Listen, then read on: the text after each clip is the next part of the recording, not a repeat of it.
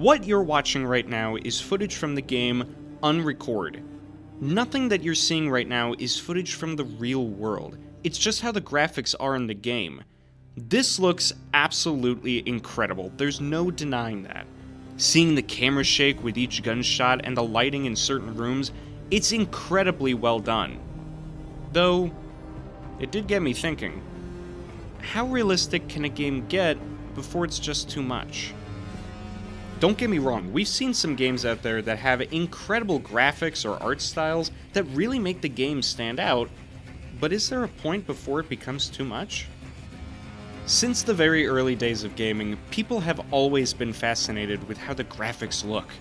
Just look back on all of the early gaming commercials that were on for the systems like the N64 and Sega Genesis. It's not 16-bit anymore, now we're at 64 bits! Of course, the Atari Jaguar took it a bit too serious. Sega Genesis is 16 bits, 3DO is 32 bits, the Atari Jaguar is 64 bits! So with 64 bits and 3D graphics that you can only get with Jaguar, which is more advanced? Clifford! Jaguar! And today, no one's taking any more time talking about how many bits a certain system has, and are instead taking the time to look at how the software impacts how a game looks. Unity is one of these softwares that game developers can use in order to make their games. Every few years or so, Unity releases another software that improves how their games can look, to which, as of right now, we're currently on Unity 5. What you're seeing now is just an example of what Unity 5 can handle. Not only do the environments and the lighting look just like nothing we've ever seen before, but the facial animation is insane!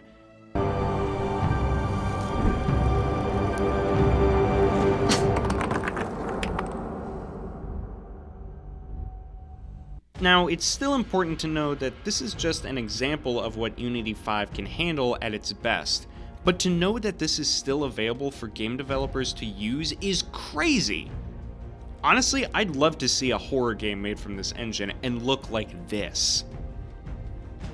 Now, Unity isn't the only company out there that can lead to developers making their game looking realistic.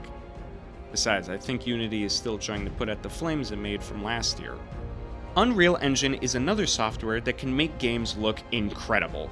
Recently, I bought Ark Survival Ascended, which is essentially a remake of the original Ark game, but now with the newest version of Unreal Engine.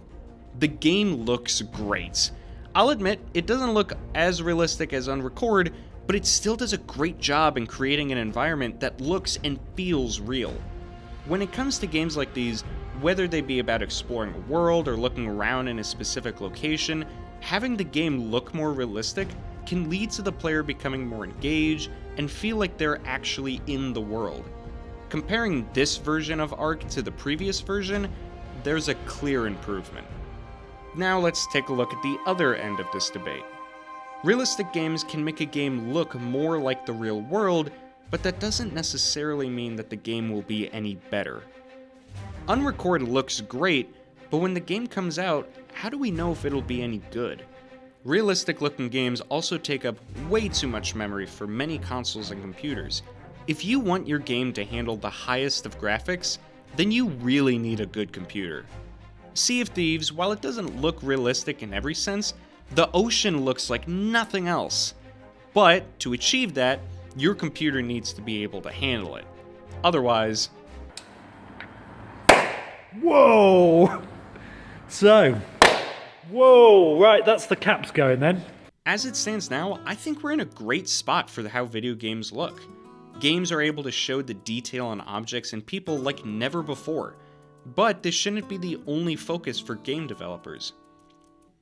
We want to see games that take on a less realistic approach. We want games to be alive and unique in their presentation.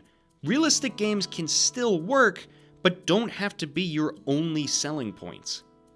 Now, that's how I see realism in video games, but what about you? How much more realistic should we be making video games?